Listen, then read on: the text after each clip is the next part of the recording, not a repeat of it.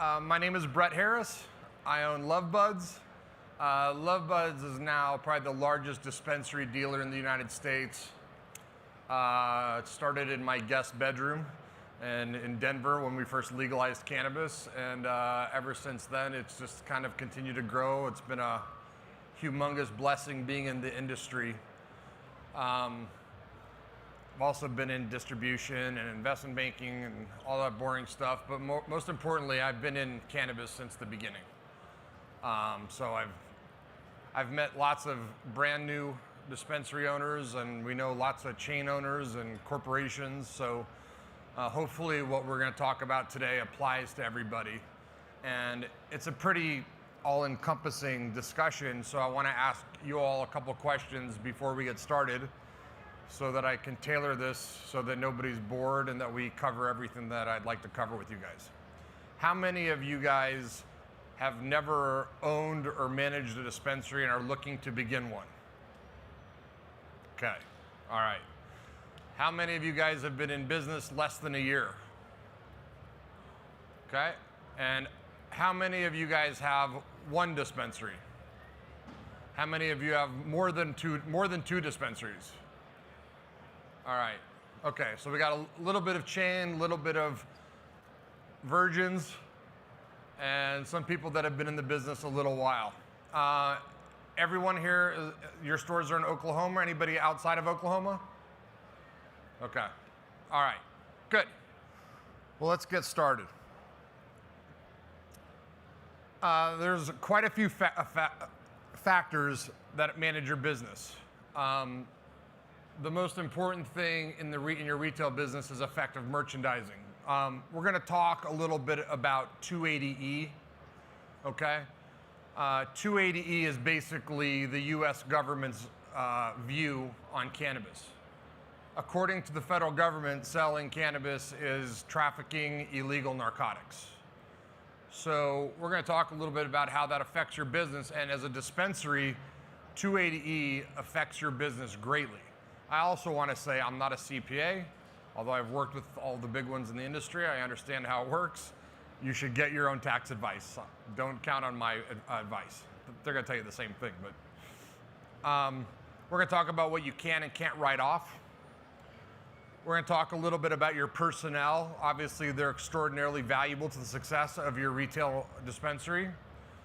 And we'll talk about competition, which in Oklahoma City, in Oklahoma itself, I think probably competition's as big as anywhere else. I think there's more dispensaries per capita in Oklahoma than any other state in the United States. So it's very significant. We'll talk about ways that you can differentiate yourself from your competitors to help give you a competitive advantage, okay? Those of you guys that have been in business a while know that what I'm going to say is very, very true. The turnover in personnel is very, very high. So we'll talk about ways that you can maintain your staff and properly pay them so that they won't leave. How many of you guys have never dealt with millennials before in business? Never. That was new for me, and it was something that I had to learn, and we'll talk a little bit about that. And how important it is to train your staff. Some people just hire somebody, they say they know about pot, they put them behind a counter, and that person does not really fulfill the obligations that are necessary to do their job well. So training your staff is extraordinarily important, okay? All right, effective merchandising. So there's really two kinds of dispensaries, in my opinion. There's local dispensaries, where a high percentage of your customers live within a 2.5-mile radius of your store. And then there are tourism dispensaries, okay, especially the recreational states. And some medical states have got high tourism as well because they've got licenses that are able to be used in multiple states. But fundamentally, there's local dispensaries and tourist dispensaries. A local dispensary, it's super important. And by the way, there's no dispensary that's only. Most of them are both, but most of them are a more majority of one or the other. I can tell you, local dispensaries are the ones that have got the most consistent business, and those are the dispensaries that LuvBuds, my company, has the most success working with because we help you prevent being stale.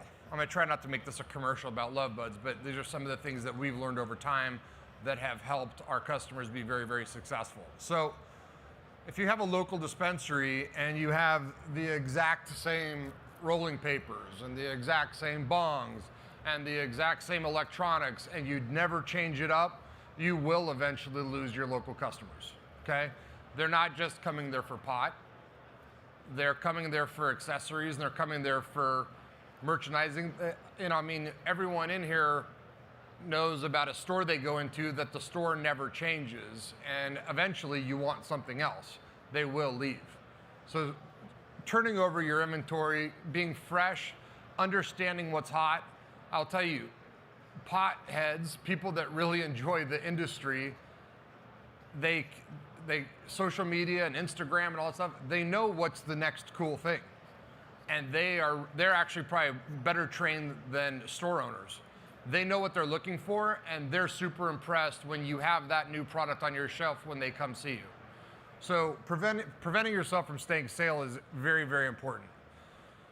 Number 2, be a head shop, okay? Most dispensaries when they first opened were 2 glass cabinets, a couple kids, maybe they had pierced noses and tattoos on their necks, and 20 or 30 strains, and that's all that they were. We're going to talk about why it's important to have accessories, not just to add things to sell, but there are tax implications to selling things that are not THC and CBD that are very, very important.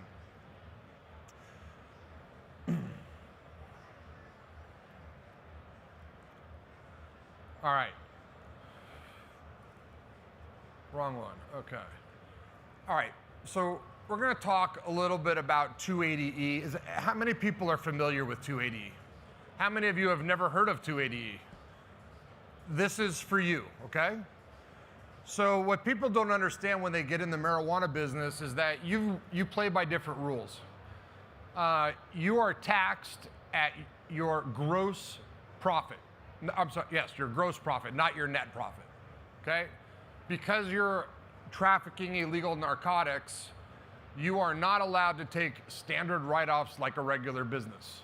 It is something that, I've met dispensary owners that had no idea this was the case and were in business for a year and thought that, they're gonna spend a lot of money on advertising and employees and all that stuff. And then they realize after the fact that they gotta pay tax the full boat and they get in a ton of trouble. That's why you see the name of a dispensary change after it's been open for 9 months. Because that guy has to sell his dispensary, or that woman has to sell their dispensary. They can't afford the taxes, okay?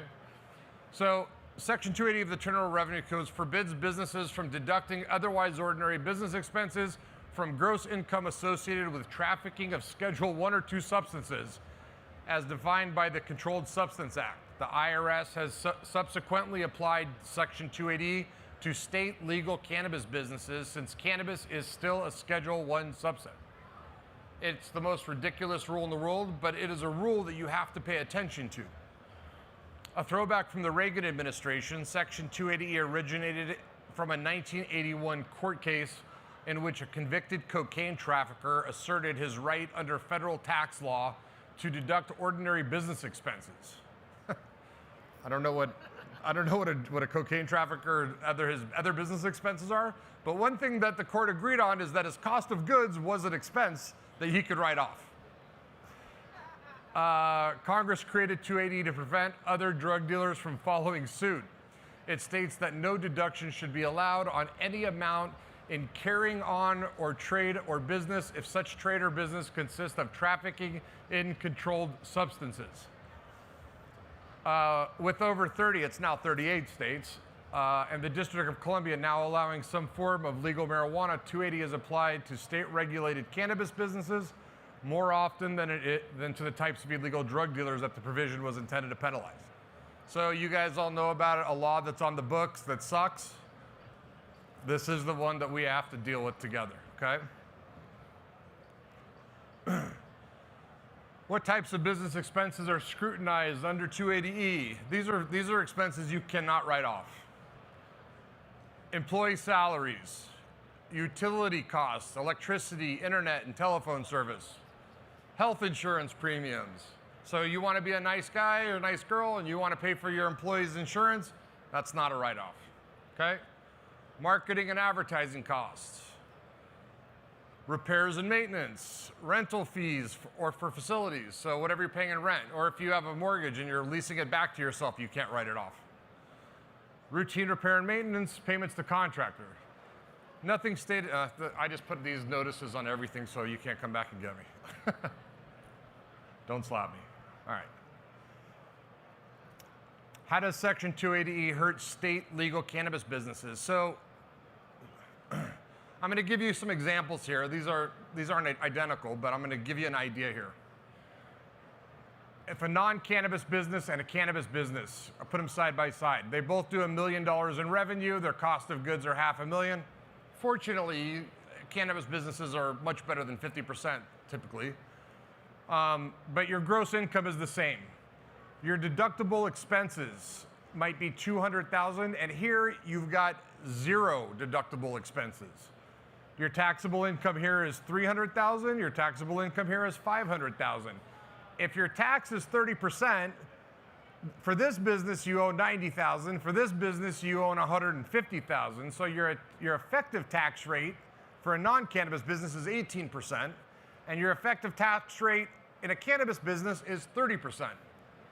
Totally unfair, totally ridiculous, but this is something you should know going in, right? So early on in Colorado, which is where I'm from, when we first got in the cannabis space, I was a consultant. I was the first consultant in recreational cannabis. And I started thinking to myself, well, that's if you sell cannabis, right? What if your store sells head shop supplies? You know, at first they weren't even selling lighters and rolling papers. They were sending their customers down the street to the local head shop. And I always thought that was dumb. I'm like, why are you letting money walk out the door? You can make money on those things. And then I started saying, well, maybe there's some tax benefit to selling things that are not THC or CBD. So you can have great revenue and lose money because of 280E. A well-run US business has a net margin taxable income between 2.5 and 20%, okay? Under certain circumstances, a cannabis business can lose as much as 12 to 15% of its net income because of 280E. If you are a well-run cannabis without a tax strategy and ancillary sales, you can easily show a large profit that will be eaten up by taxes. I've seen it happen over and over and over again, and in Colorado, we've been doing it longer, so I've seen big chains shut down or have to sell out, and they sell out for a ton of money. But they owe $60 million in taxes, and that's where their sale money goes to, straight to the US government, and there's no way around it today. So I came up with the concept, and back early on, all the big CPAs that were in the business were in Colorado, and I made sure that we had a case that made it to federal court. And in federal court, we did get a judgment stating that if 10% of your revenue was non-THC products, now you can go back and write off 10% of your employees and 10% of all those expenses. So we'll go into that. So 280E applies to cannabis sales only. It does not apply to non-THC products. It is a customer service to provide your customer with smoking options.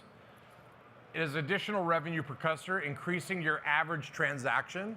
So those of you guys in retail should know that the word average transaction is a key performance indicator, a KPI in your success, okay? Selling paraphernalia is not only profitable, but it allows you to write expenses off your taxes that you typically would not be allowed to. Paraphernalia sales increase revenue and decrease tax liability. I'll show you guys some of this in the next couple slides. So here's a non-cannabis business like we had before. Here's a cannabis business with no paraphernalia, and this is a cannabis business with paraphernalia, okay? So the same metrics that we did before, but this cannabis business does an additional $200,000 a year in sales because of their paraphernalia business. So the total revenue is up 16.6%. Your cost of goods are about the same on paraphernalia. Actually, I did it here. But your cost of cannabis is better. Your gross profit is about the same, except you got 100,000 more here. Your deductible expenses are here, except here you can't deduct any of it, and here you can. Does everyone understand this? And by the way, if you guys want these slides, you can give me your email address, and I'll email the whole thing to you. So your taxable income on a non-cannabis business, like I showed you before, 18% and 13%. But on this one, just because you're doing non-cannabis, your tax rate goes down to 28%.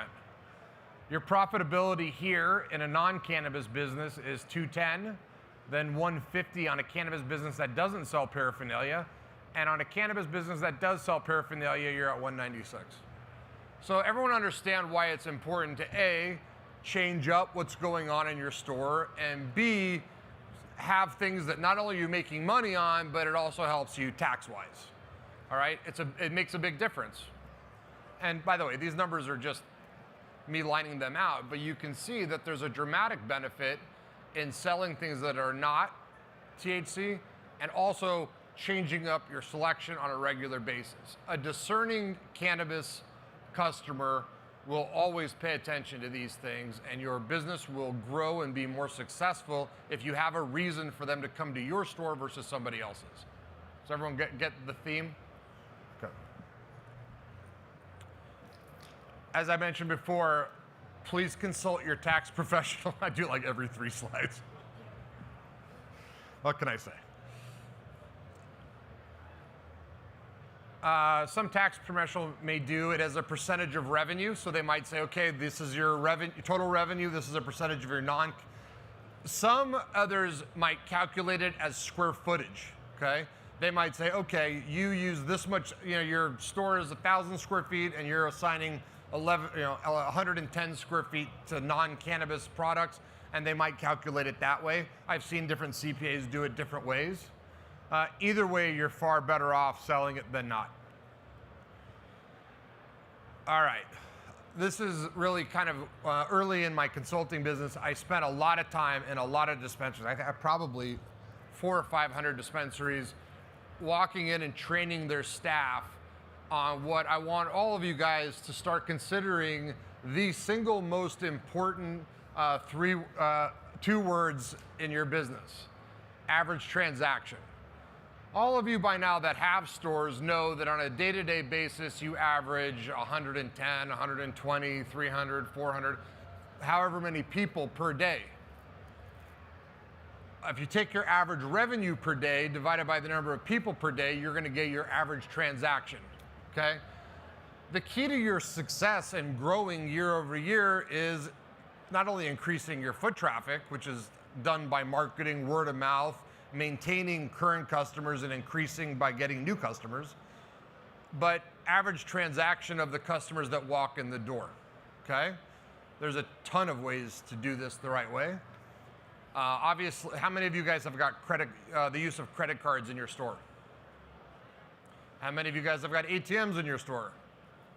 Okay, so there was just some legal document that came out the other day about credit card processing and ATM. So for the most part, everyone in here is on cash basis? Yeah? Yes? Okay. It makes it more difficult, right? I always told dispensary owners that treat your dispensary like Vegas. Whatever money's in your pocket, you've agreed to give to me, okay? So think about it that way. If they've got $100 in their pocket, don't sell them 80 bucks. You have to try to sell them $100 worth of stuff. Being a cash business makes it far more difficult. And when credit cards and the Safe Banking Act is kind of what we're all waiting for, right? For banks to kind of agree to do business with cannabis. There are credit card options. There are, debit card options. So I would look into those things. They certainly help, but it makes it a little bit more difficult early on. But if you're a local dispensary, if you're a dispensary with a lot of locals coming in here and you have a reason for them to get more cash before they come into your store, then your merchandising, your product selection are even more important, okay? Most tourists that go into dispensaries recognize that it's a cash business. Most of them have heard the things about you not being able to get bank accounts and all this and that. So, and besides, if they're tourists, they're on vacation. If they're on vacation, they've got cash. It's your job as a store owner to give them a reason to leave more of their cash at your store than they came in with.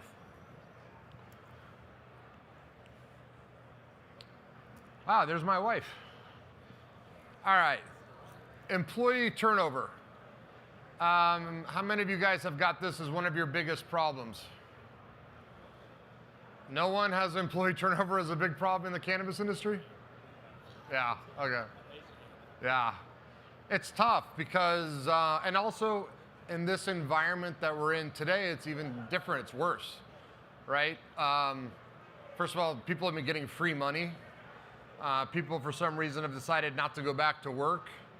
Getting employees is difficult. And unfortunately, unless you've done something to develop your staff that makes them loyal to you as a business owner, they will leave for 50 cents more an hour. It's the same with me in my warehouse. You know, I mean, I do realize that there are other options. And I'll be honest with you, with what's going on right now with inflation and it's just more expensive to live. I brought my entire warehouse staff in a couple weeks ago and I gave them all a $1.50 an hour raise because I have to.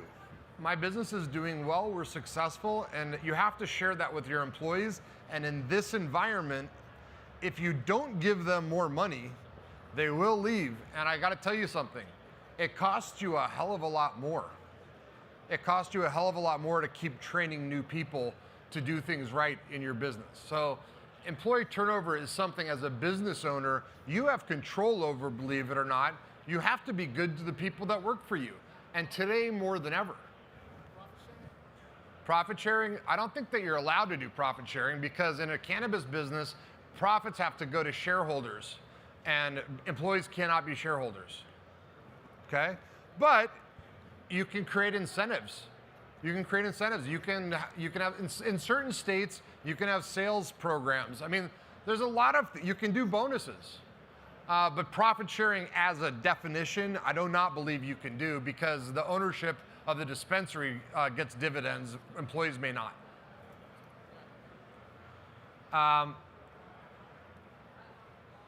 You know, when you hire people, especially in this business, and we're still, you guys, the cannabis industry is still very much in its infancy.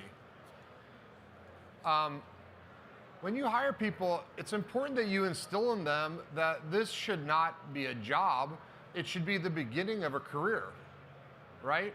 And, all right, sorry guys, sorry, was I boring? No, we just have somewhere to be. Okay, Yeah. Thank you for coming. Think about NFTs though, I left that there for you. I will, all right, thank you.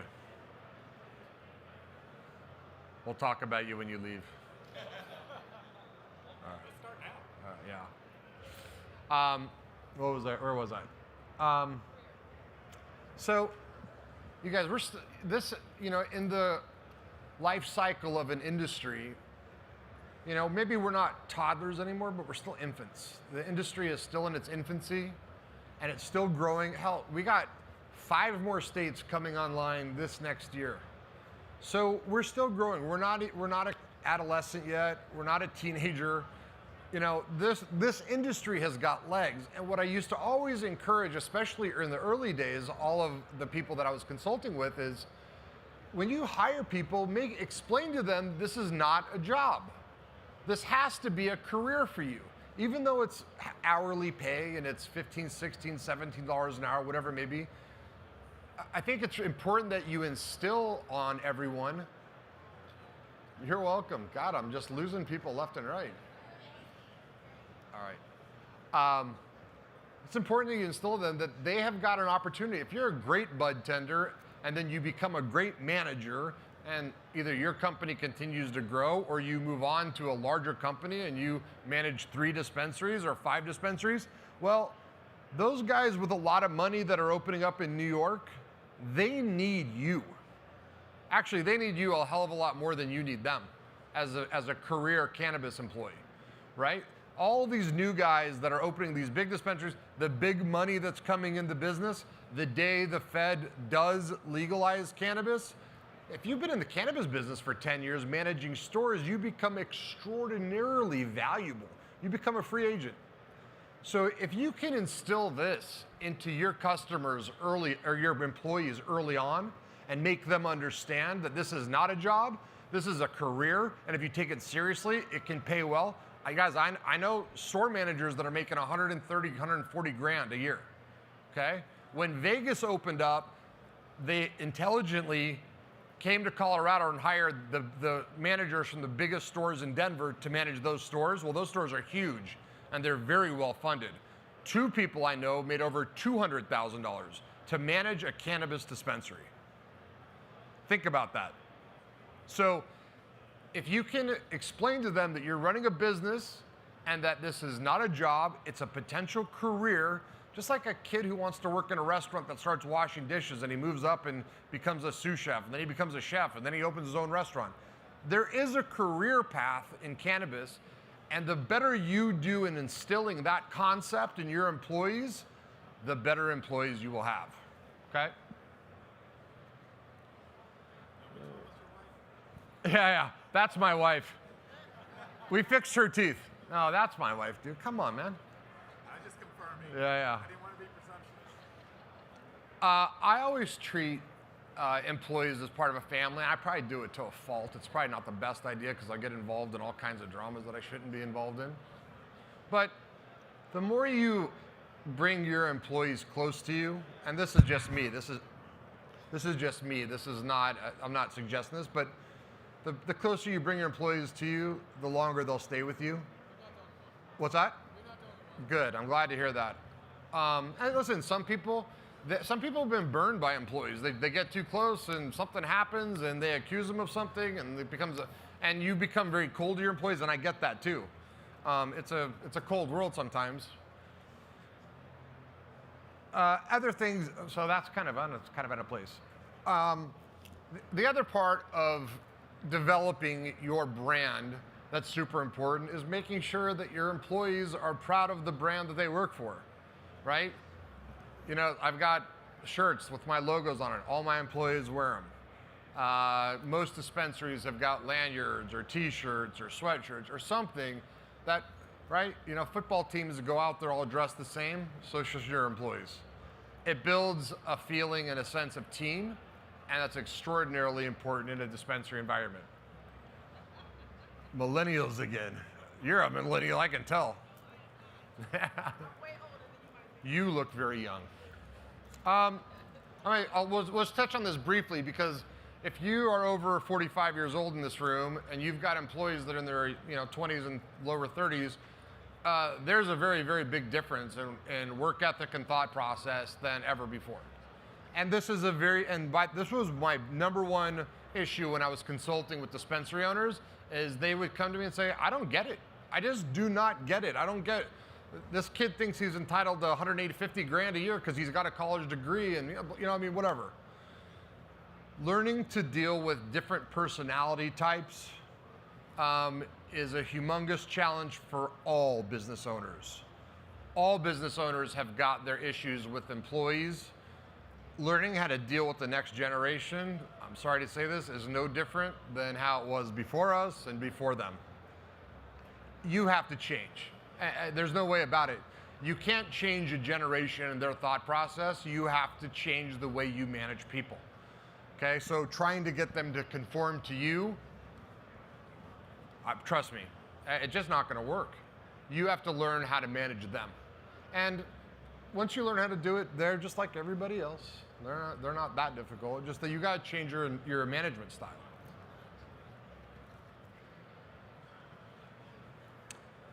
Your bud tenders are your lifeline, okay?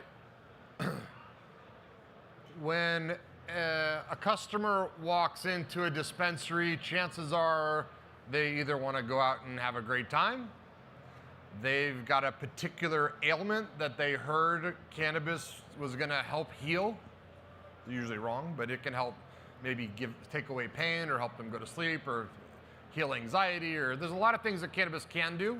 And there's a lot of strains that you should be able to recognize that can help them, and there's certainly edibles and vapes and all sorts of stuff that do certain things. But that's a lot. It's a lot of product knowledge. And fortunately for your bud tenders, they kind of enjoy learning about the products. But there's a lot for them to know. So when a customer comes in, your bud tenders have to be a doctor. They have to be a pharmacist. They have to know what they're talking about. I mean, and they have to be a product expert for sure. And number one thing that everyone forgets is not only do they have to be a doctor, but they have to be a salesperson, right? Whoever controls the transaction is the one who's selling. Either the bud tender is selling the customer, or the customer is selling the bud tender, okay? And I can tell you, as soon as you can switch that mentality, your profitability goes up dramatically, 10 to 20%, okay? Because a bud tender who is an order taker will take them over to the cheap stuff first. Is that me that's making that noise? Oh, it's outside. I thought I was echoing out there. So a bud tender who lets the customer dictate how the transaction goes is actually losing you money.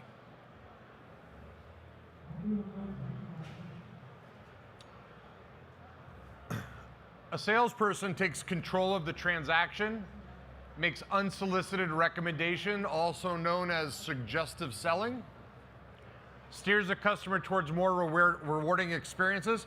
Listen, guys, everyone's got that cheap strain. And then everyone's got that real high-end strain that costs twice as much. Well, which one's a more fulfilling experience? The more expensive one, right? I mean, you're gonna get higher, you're gonna have a different feeling, and that cheap swag, they're gonna get high, but it's not gonna fulfill them. If it's not gonna fulfill them fully, they're not gonna come back. So, in whose interest is it to sell that cheap swag? It's in the interest of an order taker that's in a hurry to get them out the door, not a salesperson. Wow, that's loud. Don't let the customer leave without all of the best items. They ask questions to suit the customer's needs, whether the customer knows it or not. They have amazing product knowledge and has tried them all as an option. So they have to represent themselves as an expert no matter what, okay? An order taker allows the customer to control the transaction, takes direction from the customer, allows the customer to pick out what they want versus what is best, allows the customer to leave with money intended for the transaction. That's what I was saying. If they got $100 in their pocket, you have to understand, and your employees have to understand, that $100 is yours. That's how you have to run your business, especially if you're only in a cash business. And an order taker has no idea about the products. Excuse me? Okay. The single goal for your bud tenders is to increase average transaction. Now, this is something that you can gauge. This is data you should be maintaining. All of your POS systems should have your bud tenders logged in under different keys, right? All of their transactions, the number of transactions, their total daily sales should be all calculated, and you should be able to determine average transaction per employee. Don't do it per day. Do it over a period of time, because sometimes you're gonna get one type of customer all day and a different kind. But over the course of a month, take all that data and analyze it. And you guys are probably gonna know who has the highest transaction before that starts, but you may very well be surprised at who has the highest average transaction. The person with the highest average transaction, that's your new assistant manager. Okay? Why? Because they understand something that the other people don't understand. Okay? How do you increase the average transaction? First of all, merchandise your product in a way that's changing and overly appealing. Avoid being stale. Don't always have this strain in this jar in this shelf. Move stuff around. It forces your regular customers to scan the building, right? If they know exactly what they're looking for, exactly where to go, you guys will notice when you go to Whole Foods or something, right? Or to a higher end grocery store, sometimes you'll go somewhere to find something and it's not there anymore. It's on an end cap over there. That's intentional, okay? They do that on purpose. because they want you to walk around. The longer you walk around, the more time you spend in there, the more money you're going to spend. It's the same thing with websites. The longer you're on a website, the more apt you are to check out, and the longer you stay on there, the more chances you're going to see more things that you would like to buy. It's a numbers game, and so is running a dispensary. Take control of every transaction from the start. Sell, don't take orders. When somebody comes in and says, hey, I want one of those, hey, did you know that, not this is our special, hey, we got this in. This is $100 an ounce, right? Hey, by the way, this is something you have to try. This is $100 an ounce. First of all, it stops them from controlling your bud tender. The bud tender now takes control of the transaction. Hey, by the way, did you know that we have this? Or we brought these new rigs in. We used to sell this brand and now we're selling this brand. Have you seen this yet? Get the people talking. And how many of your dispensaries always have a line? No? Okay. Friday nights, Saturday nights, right? All right. But most of the time, your bud tenders have time to take charge of the transaction, right? And another piece of data that you should keep is that you all have security guards out front. Does everyone have security in front of their dispensaries? No? Well, one thing that you can track is the time that a customer is inside your dispensary. When they enter and when do they leave. There's a way of tracking. You all have cameras and you can do it that way.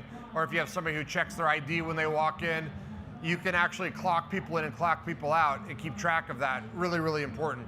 The longer you keep them in there, and it's like, again, if you're a tourist dispensary, they have cash. If you're a local dispensary, they will come back with cash. Explain that the more expensive the product, the happier the customer will be. A quarter of a 30% strain will make the client happier than a quarter of the sale product. Do not start with the sales item. Too many times, bud tenders take customers directly to this sale item. What's consistent about the sale item? It's less expensive, right? Your high-end strain is more expensive. If they sell that, your average transaction goes up, not down, okay? I know that there's an idea behind sales stuff. You want to get rid of it. And by the way, you got people that are bargain hunters and they're going to come buy that anyways. But the chance that 2 out of 3 of them might be interested in a better experience, those are the people that you're focused on here. And again, it's a numbers game. If 2 out of 10 of them buy the higher price strain, the better off you are. Have your products merchandised correctly. If they cannot easily see it, they won't easily buy it. I always tell people when it comes to paraphernalia, their eye line is always gonna find the jars of cannabis, but if you don't put things that you want to sell directly in their eye line, they will never see it. Where do people look most? Wherever the cannabis is, right? So if you've got cannabis in your counters, that's where they're gonna look. You should separate your cannabis with other products, right? If your cannabis is on the back shelf, where are they gonna look? Right above the bud tenders' heads. You should have bongs up there, something to appeal to them, to their senses. Stay on trend with your product selection, keep your offerings fresh, make sure your staff is aware of new products available for them to sell. You guys, every time, does anyone in here do the buying for your store? Yeah? Okay, how many of you guys, you have a manager that does the buying for you? Okay. Either way, you have got to have a method for transferring the knowledge from the person who buys the product to the person who's supposed to sell the product. That's probably the #1 disconnect in a dispensary, is that a buyer will buy it, it'll show up, they'll take it out of the box, they'll put it somewhere, and they'll expect the bud tenders to know how to sell it. Most companies, or at least really good, reputable companies, will have a YouTube video, or they will have some way of demonstrating it, a product knowledge guide. On their website, they may have a list of all the features and benefits of that item. It's up to you to make sure that you and or your manager or your purchasing director provides a method for your bud tenders to understand what the hell it is they're supposed to be selling. That step gets missed always, okay? So as a distributor, we have a YouTube page. When we have new products come in, either we put our vendors' YouTube videos on our page or we'll create our own. It's really, really important that when new products come in, that customers understand it, because if they don't understand it and they've never tried it, they'll never try to sell it. Our industry is certainly recession-proof. We're really super blessed. Let me look at the time. Okay. We've kind of been through a little bit of a recession in the past 15 years. We've seen some recessionary pressures. Alcohol is proven to be recession-proof because in good times or in bad times, people get drunk and high. We're entering into a new phase. Well, we're also obviously pandemic-proof. How many of your businesses blew up over the pandemic? I always say to people that, because people are always worried, and I said, they told every pothead in the country to stay home for 3 months. They gave them free money and made me and dispensaries an essential business. I could not have written it any better myself.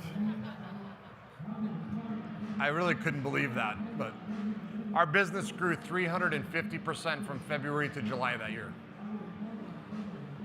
And it was not easy. It was not easy to take care of all those customers, but what we did is we bought all the masks that we could find in the country, all the nitrile gloves, all the hand sanitizer, and we were the only distributor servicing the industry that always had that stuff in stock. I don't know what kind of genius came up with that idea. So we're definitely pandemic proof. How to handle your business in a period of dramatic inflation is now the question. Is our industry inflation proof? Well, I would tell you that nobody has the answer to that question. Nobody, because we've never been through it. Legal cannabis has never experienced a period of inflation, and many of the people sitting in this room in their lifetime have never experienced a period of inflation. If you're my age, you were a kid last time, okay? It's back when Jimmy Carter was president in the early Reagan years that the country actually had inflation, and most of you don't understand what it means. And I will tell you guys,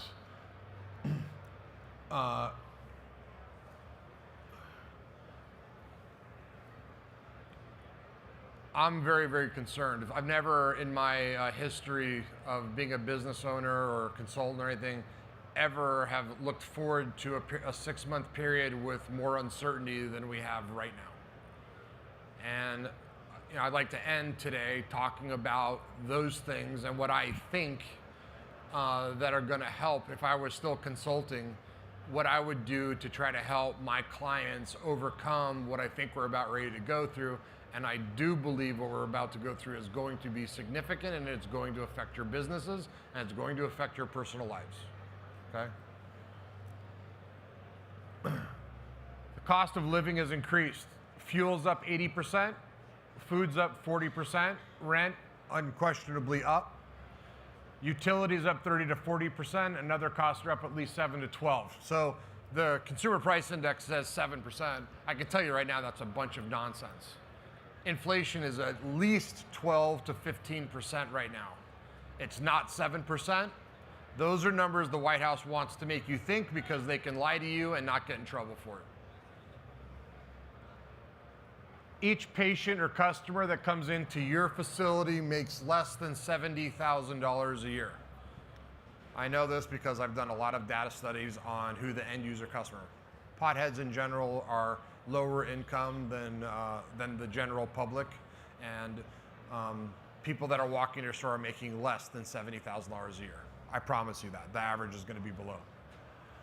Expendable income per month has decreased 75%. So with all those increases in gas and food and rent and whatever, if they had $1,000 a month to spend, now they've got $250 a month to spend. That means that your Puffco rig, you were selling a shitload of those things when they were giving money away. That's over. Commodity goods and vendor deals will be more and more important to your company's success. only deal with distributors and vendors that buy in large quantities and are able to hedge inflationary issues with volume buying. So I guess what I'm saying is that you guys, there has been, and you guys know this, there are a lot of vendors out there that want your business. They all think it's cool as hell to sell to dispensaries. You get bombarded with offers, you see every kind of product, there's a lot of people knocking on the doors. They all want to sell to you, and you've got a little bit of leverage there, but if you don't deal with people that can deliver, that can provide you with the proper prices, you have to become super buyers. You have to find people that understand your predicament, because you have to keep your prices as low as possible, okay? I'm a pretty big distributor, and we have pricing issues, man. My freight, to bring in a container from Asia used to cost $3,600. The last container I landed was $36,000. Okay, 10 times. There's supply chain issues. Personally, I think that they're on purpose. But everything costs more.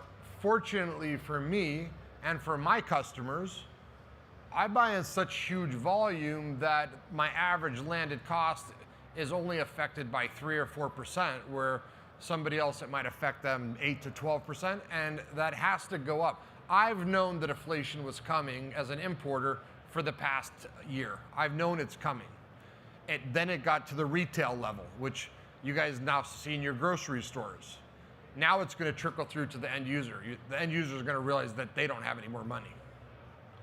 And it takes a solid cycle for that to get there, but we're just about at the place where your customers realize they don't have any more money. That's where we are in the cycle of this.